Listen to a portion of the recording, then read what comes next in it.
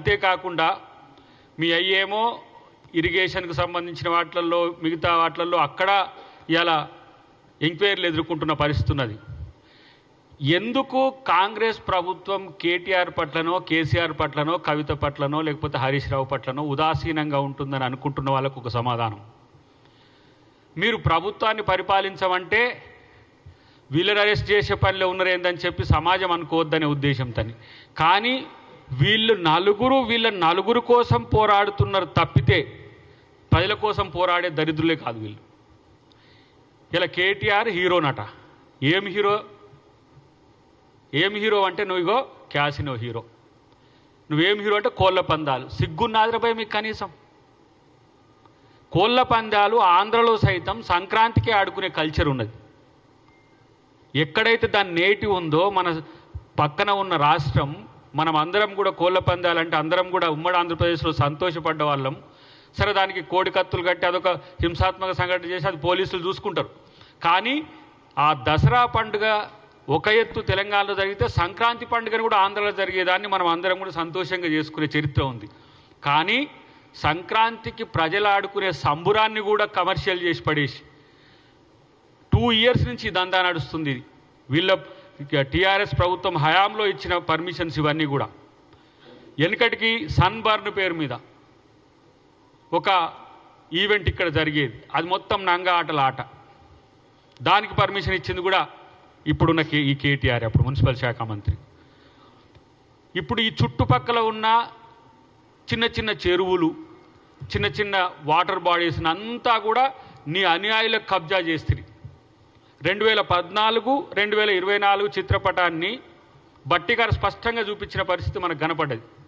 మరి కబ్జాలకు కారణం మీర్రా నాయన అని చెప్పి హైడ్రా తెస్తే మూసీలో ఈరోజు అక్రమాలు చేస్తుందని చెప్పేసి ఇక్కడ తనకున్న సోకాళ్ళు ఎవరైతే ఒక 100 ఎవరో ఉన్నారట ఇన్ఫ్లుయెన్సర్స్ సంథింగ్, వాళ్ళంతా పొద్దుగా లేస్తే 11 గంటల నుంచి 9 గంటల వరకు వాళ్ళు వార్తలను ఫ్లేడప్ చేయడమేనట.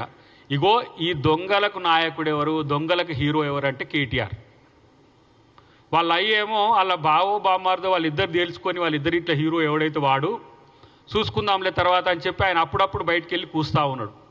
నేను అంటున్న కేటీఆర్, ఈరోజు దొంగలు నీతులు చెప్పే అవకాశం ఉండదు. అసలు మీకు ఏమంటాం దాన్ని, సారా అమ్మి బయటకు వచ్చి జైలు నుంచి బయటకు వచ్చి చేయి తెలంగాణ అని అలా చెల్లి అంటది. అవినీతి అక్రమాలు చేసి ఏసీబీ బయటకు వచ్చి జై తెలంగాణ అంటారు. అసలు మీకు జై తెలంగాణ అనే ఆ నైతిక హక్కు ఎక్కడిదిరా బాబు మీకు? మీ పార్టీ పేరేంది? మీ పార్టీ పేరు భారత రాష్ట్ర సమితి. తెలంగాణను మేము మొత్తం డెవలప్ చేసినాం, మేము తెలంగాణను మొత్తం మేమే అభివృద్ధి చేసినామని చెప్పుకొని భారత రాష్ట్ర సమితిని మార్చుకొని గుణాత్మకమైన మార్పు కొరకని ఢిల్లీకి పోయినారు. మీరు ఢిల్లీలో ఆఫీస్ పెట్టుకున్నారు, మళ్ళీ వీడికి వచ్చి జై తెలంగాణ అంటున్నారు.